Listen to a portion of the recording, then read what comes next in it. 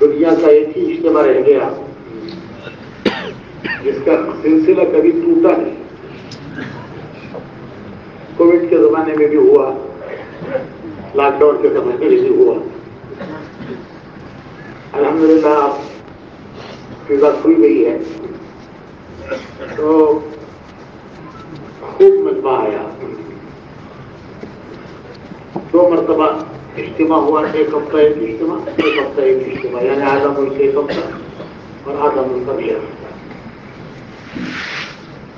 تو 4 لاکھ کا مجمع تھا. ایک میں 4 لاکھ, ایک میں 4 لاکھ, یعنی کل 8 لاکھ. یہ تو تبلیغ والوں کا حساب ہے, ورنہ اخبار والے تو ایک اجتماع 10 لاکھ بولتے ہیں, اور ان کا حساب بھی صحیح ہے, ہمارا حساب بھی صحیح ہے. ہمارا حساب یہ ہے کہ اس پنڈال میں ایک وقت پر کتنا مجمع رہتا ہے, ہم یہ حساب کرتے ہیں. کبھی 4 لاکھ آدمی اس میں ایک وقت پر رہ سکتے ہیں. پنڈال کی لمبائی چوڑائی اس حساب سے ایک وقت پر 4 لاکھ آدمی رہ سکتے ہیں. یہ ہمارا حساب ہے. اور ان کا حساب یہ ہے کہ صبح سے شام تک کتنے آئے کتنے گئے.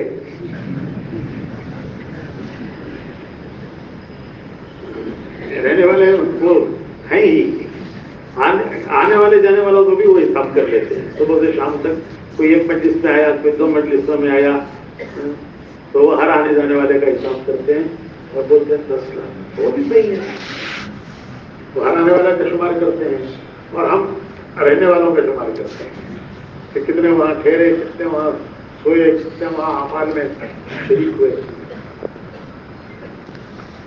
تو بڑی خوبی اس مجمع کی یہ ہے کہ وہ اجتماع میں بھی مسجد وار آتے ہیں, مسجدوں سے جماعتیں بنا کر آتے ہیں, اپنی اپنی مسجد کی جماعت کو لے کر آتے ہیں, اور وہ وہاں والے بمبو کاٹ دیتے ہیں اجتماع میں. اوپر کا کپڑا ہر مسجد والے کو لگانا پڑتا ہے, تو وہ کپڑا اپنا لے کر آتے ہیں. تو وہ پہلے سے گاٹ دیتے ہیں اجتماع میں, لیکن اوپر کا جو کپڑا ہے شامیانے کا, وہ ہر علاقے والے جن کو جو جگہ دی گئی ہے وہ اتنے علاقے کا اپنے شامیانے کا پردہ وہ لے کر آتے ہیں اور آ کر خود باندھتے ہیں. یہ ایک بہت بڑی خصوصیت ہے. اور اکثر جیسے ہمارے یہاں عام طور پر اجتماع میں عمومی اجتماع میں ایک بڑا مجمع چلتا پھرتا رہتا ہے, وہاں وہ نظر نہیں آتا. سارا مجمع اعمال میں ہوتا ہے. حالی اوقات میں بھی آپس میں وہ مسجد وال جماعت بیٹھتی ہے, مذاکرے کرتی ہے,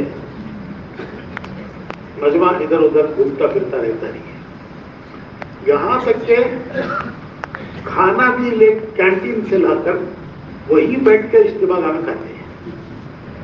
یہ بہت بڑی ان کی خوبی ہے کہ کھانے کے وقت بھی مجمع اجتماع میں ہی رہتا ہے. ہر جگہ 2 ساتھی جاتے ہیں, برتن ہوتے ہیں ان کے پاس, اور 2 ساتھی جا کر کے وہ کینٹین سے, یعنی تام خانے میں ہوتے ہیں ہمارے یہاں میس تام خانے, تو تام خانوں سے وہ ان کے ساتھی ہوتے ہیں, ان کے حساب سے وہ کھانا لے کر آتے ہیں اور اجتماع میں ہی میں اور دسترخوان بچھا کر جیسے ایک جماعت چل رہی ہے. جماعتوں سے کہتے ہیں نا کہ ہوٹل میں جا کے بیٹھ کے مت کھاؤ, تمہیں پکانے کا موقع نہیں ملا. جماعت ایسے وقت پر کسی گاؤں میں گئی کہ پکانے کا موقع نہیں ملا, ہوٹل سے کھانا لینا ہے تو ہوٹل میں جا کے بیٹھ کے مت کھاؤ, 2 ساتھی جا کر ہوٹل سے کھانا لے آؤ اور لا کر مسجد میں بیٹھ کے کھاؤ. تو یہ وہ اجتماع میں کرتے ہیں. اپنے ساتھیوں کے لیے برتن لاتے ہیں, دسترخوان ہوتا ہے, وہ جا کر کے ساتھیوں کے لیے کینٹین سے کھانا لا کر وہیں بیٹھتے ہیں. تو عام طور پر مجمع اجتماع گاہ سے باہر جاتا ہے. سوائے اس کے کہ وہ استنجے کے لیے یا وضو کے لیے جائیں، باقی اور کسی ضرورت کے لیے باہر نہیں جاتے. یہ بڑی خوبی ہے اس کا، طلب والا مجمع، سکون والا مجمع اور اعمال میں جڑنے والا مجمع. بیرون ایک ہی جگہ رہیں گے آپ دنیا میں تو بیرون کے 10,600 افراد آئے جو 107 ملکوں سے آئے. 107 ملکوں کے 10,600 افراد. ان کا قیام الگ تھا. ان کو کھانا وہیں سے کھلایا جاتا تھا. یہ 10,600 کے مجمع کو کھانا کھلانے کی خدمت رائے کے مدرسے کے طلبہ کرتے تھے. چھوٹی جماعت سے لے کر بڑی جماعت تک جو اس سال عالم بن کے نکلنے والے ہیں شعبان میں، وہ بھی خدمت میں لگے. یہ بڑی خوبی ہے کہ وہ پورے 10,000 کے مجمع کی کھانا کھلانے کی خدمت وہ رائے کے طلبہ کرتے ہیں اور وہ سارے بچوں کو اکرام کے ساتھ، محبت کے ساتھ اور سعادت سمجھ کر ان کی خدمت سمجھتے تھے، اپنی سعادت سمجھتے تھے. کوئی شور غل ہنگامہ کچھ نہیں، خاموشی کے ساتھ سارا کام ہو رہا ہے. مہمان آ رہے ہیں، دسترخوان پہ بیٹھ رہے ہیں، ان کو کھانا لا کے رکھا جا رہا ہے.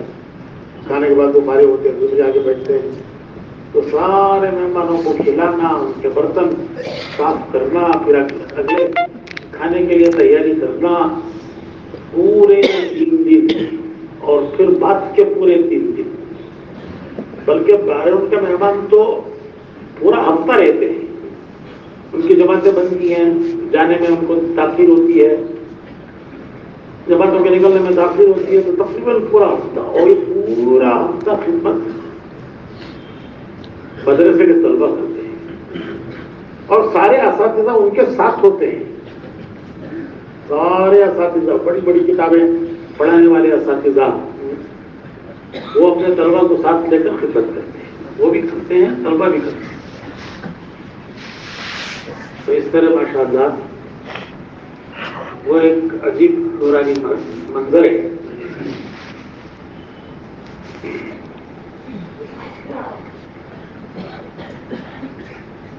پہلے اجتماع سے 2,880 جماعتیں نکلی.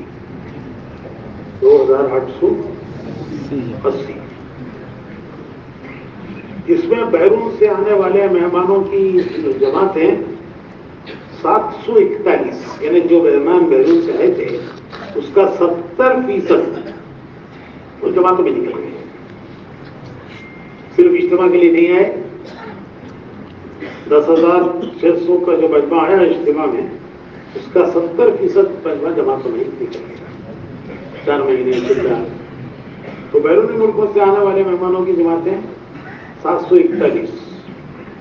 یہ پہلے اجتماع تھا. اور بیرون ملک جانے والی سال اور 7 ماہ، ان کی تشکیل ہوتی ہے سال کی اور 7 مہینے کی. بڑی تشکیل 7 سال کی، چھوٹی تشکیل 7 مہینے کی. وہ 90 پر 1 جماعت ہے، بیرون اور سال کی جماعتیں.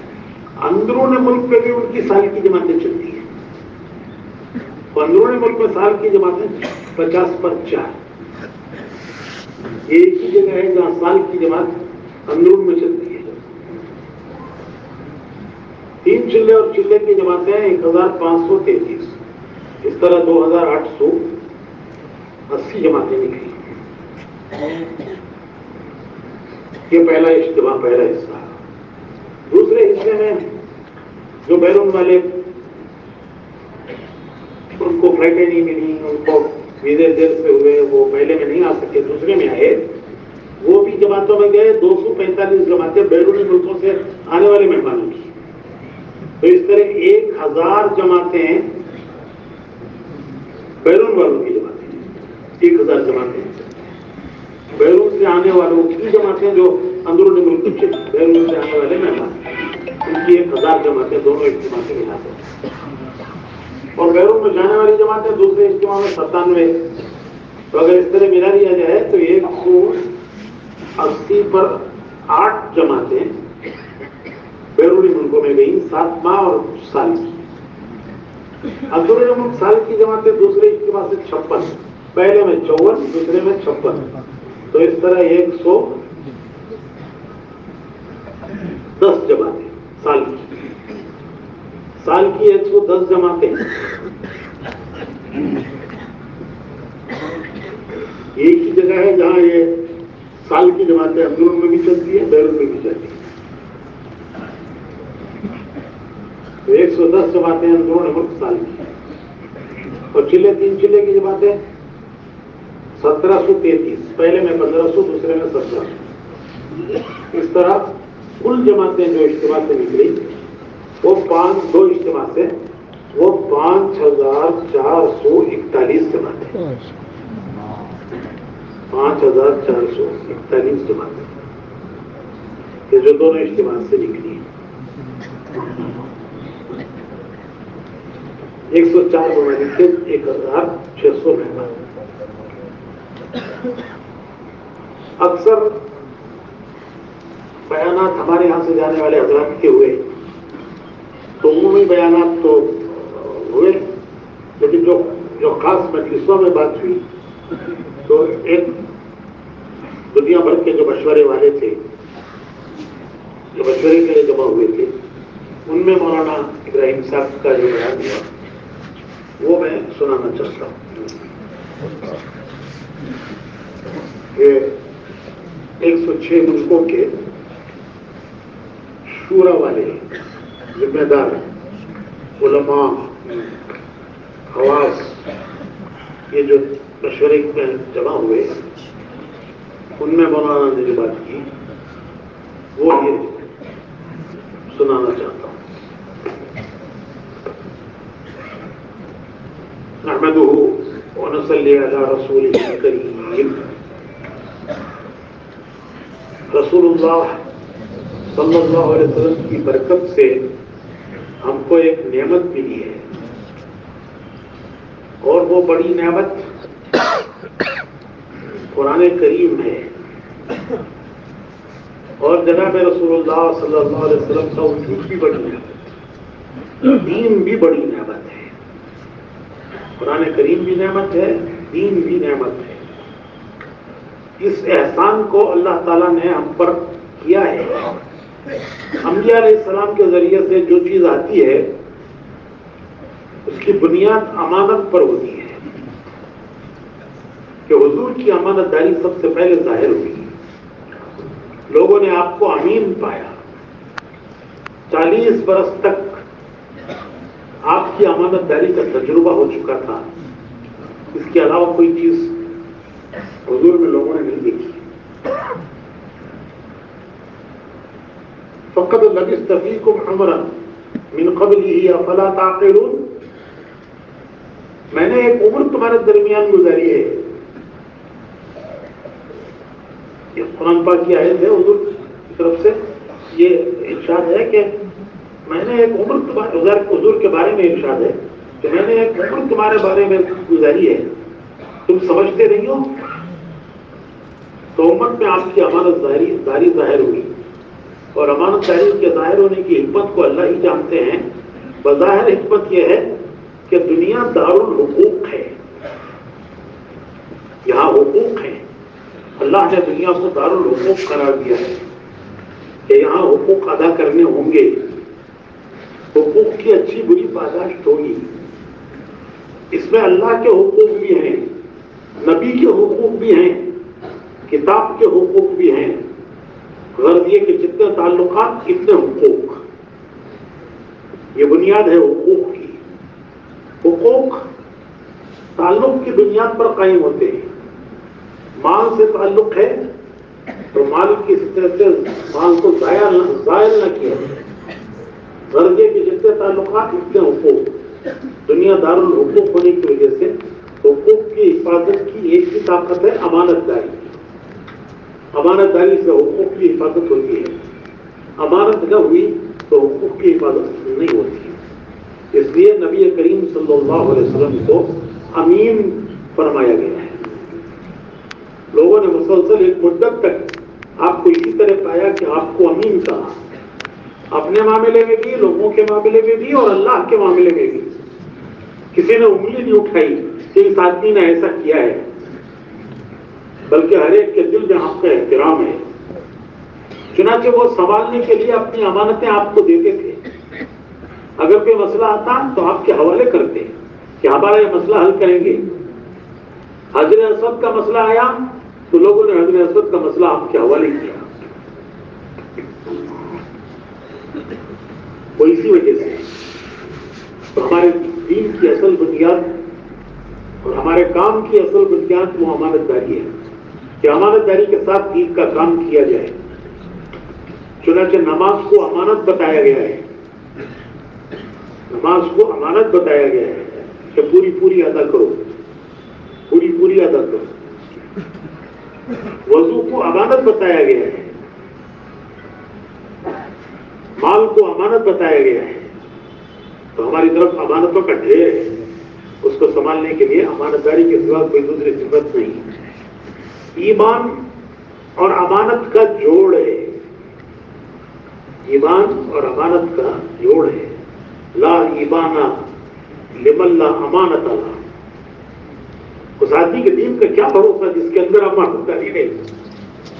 لا ایمان لمن لا امانت اللہ. اس آدمی کے دین کا کیا بھروسہ جس کے اندر امانت داری نہیں. غرض ہے کہ دین کے کام کا تعلق امانت داری کے ساتھ ہے.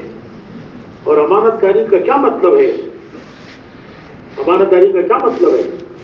امانت داری کا ایک پہلو اللہ کی طرف ہے کہ اللہ کی طرف سے امانت داری کا پہلو ہونے کی وجہ سے جو بھی کام کریں گے وہ اللہ کے لیے کریں گے, اللہ کو راضی کرنے کے لیے کریں گے. یہ امانت داری کا ایک پہلو اللہ کی طرف جاتا ہے. دوسرا پہلو بندوں کی طرف جاتا ہے.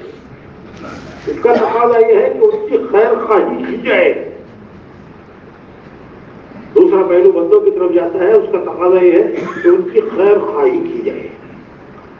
یہ امانت داری کا تعلق ہے کہ ان کی خیر خواہی میں کام کرو. چنانچہ ہر نبی جو دنیا میں آتا ہے وہ اپنی قوم کی, اپنی امت کی خیر خواہی کو ظاہر کرتا ہے کہ میں تو تمہارا خیر خواہ ہوں, مجھے تم سے کیا لینا ہے. انی لکم ناصح امین, کہ میں تو تمہارا خیر خواہ ہوں, میں تو تمہارا امانت دار ہوں. میرے پاس تمہارے لیے امانت ہے جو مجھے تم کو دینی ہے. میرے لیے تمہارے پاس امانتیں ہیں جو مجھے دینی ہیں اور خیر خواہی سے دینی ہے. مجھے کوئی مطلب بھی نہیں ہے اور میرا کوئی تقاضا بھی نہیں ہے. تم سے کوئی مطلب نہیں ہے, میرا تم سے کوئی تقاضا نہیں. میں تم سے کوئی چیز نہیں چاہتا, نہ مال نہ مرتبہ نہ کچھ نہیں. میں تم سے کوئی چیز نہیں چاہتا, نہ مال نہ مرتبہ کچھ نہیں. میرا جو اجر ہے وہ اللہ کے ذمہ ہے. خیر خواہی کا یہ تقاضا ہے امت کے لیے خیر خواہی کی جائے کہ ان کا نفع کس چیز میں ہے, ان کی کامیابی کس چیز میں ہے, ان کی رہبری کی جائے. اور اللہ کے لیے خیر خواہی کا مطلب یہ ہے کہ وہ کام اللہ کے لیے کیا جائے. اور اپنے بارے میں ہر آدمی اپنے آپ کو متہم سمجھے, قصوروار سمجھے. اپنے بارے میں ہر آدمی اپنے کو متہم قصوروار سمجھے. سہیل بن حنیف ایک مشہور صحابی ہیں. وہ عام طور پر لوگوں کو اس بات کی تلقین کیا کرتے تھے کہ اتہموا انفسکم, اتہموا انفسکم. قصور اپنا سمجھا کرو, قصور اپنا سمجھا کرو. کیونکہ آدمی اپنا قصور سمجھتا ہے تو اس کی اصلاح آسان ہوتی ہے. قصور دوسرے کا سمجھے گا تو اس کی اصلاح مشکل ہوگی کہ ہاں اس کام میں میرا قصور ہے کہ اصل میں مجھ سے کوتاہی ہوئی, دوسروں بار سمجھو گے تو اس کی تصحیح، اس کا صحیح کرنا آسان ہو جائے گا، اور اگر دوسروں کو متہم کرو گے تو اس کی تصحیح مشکل ہے، کیونکہ جس کو متہم کرو گے وہ مدافعت کرے گا۔ اس لیے کہا کہ اتہموا انفسکم، ہمیشہ کسی مسئلے میں کوئی بات ہو تو قصوروار اپنے کو سمجھا کرو، تو یہ اصلاح کا سب سے آسان طریقہ ہے۔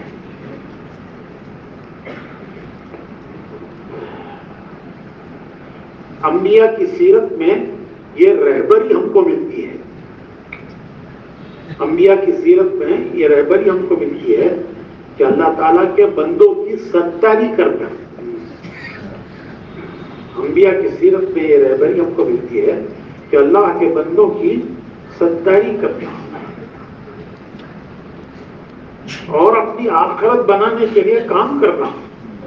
یہ خاص بات ہے انبیاء کی، اِنَّا أَخْلَصْنَاهُمْ بِخَالِصَةٍ ذِكْرَى الدَّارِ، کہ اللہ نے ان کو اسی لیے بنایا تھا کہ ان کی خاص توجہ آخرت تھی۔ اس لیے بندوں کی ذات کا معاملہ ہو، اللہ کی ذات کا معاملہ ہو یا اپنی ذات کا معاملہ ہو، بندوں کی ذات کا معاملہ ہو، اللہ کی ذات کا معاملہ ہو یا اپنی ذات کا معاملہ، ان سب کے بارے میں یہ حضرات اپنی آخرت کو سامنے رکھتے تھے۔ اور یہی اصل ہے کہ جو اپنی آخرت کو سامنے رکھتا ہے، الکیس من دان نفسہ وعمل لما بعد الموت، باہوش سمجھدار وہ ہے جو اپنی ذات پر قابو کرے کہ اپنے آپ کو اللہ کے رضا کے کاموں کا پابند بنائے، اور موت کے بعد جو کام آئے وہ کام آج کر لے، موت کے بعد جو کام آئے وہ کام آج کر لے۔ یہی دعوت ہے کہ اپنے کو اللہ کی رضا کے کاموں کا پابند بن کر لے۔ اللہ تعالیٰ سوائے دین کے کسی چیز سے راضی نہیں ہوگا۔ اپنے لیے ہمارے لیے اللہ تعالیٰ نے دین پسند کیا ہے، تو ہماری طرف سے بھی دینداری ہی کو اللہ پسند کرے گا، بے دینی پسند کرنے کا سوال نہیں ہوتا۔ رضیت لکم الاسلام دینا، کہ ہم نے تمہارے لیے اسلام کو دین بنا کر پسند کیا ہے، تو اس کے خلاف ہماری طرف سے کوئی بات کیسے پسند کرے گا؟ اس لیے تقاضا ہے کہ ہماری اپنی زندگی دین کے ساتھ ہو، ہماری اپنی زندگی دین کے ساتھ ہو، ایمان، عبادات، اخلاق، خیر خواہی، آخرت قلبی، ایمان، عبادات، اخلاق، خیر خواہی، آخرت قلبی، یہ ہمارے کام ہیں، اور اپنی اپنی ذمہ داریوں کو امانت داری کے ساتھ پورا کرنا، جیسے صحابہ کرام نے کیا کہ ہم نے جیسے صحابہ کرام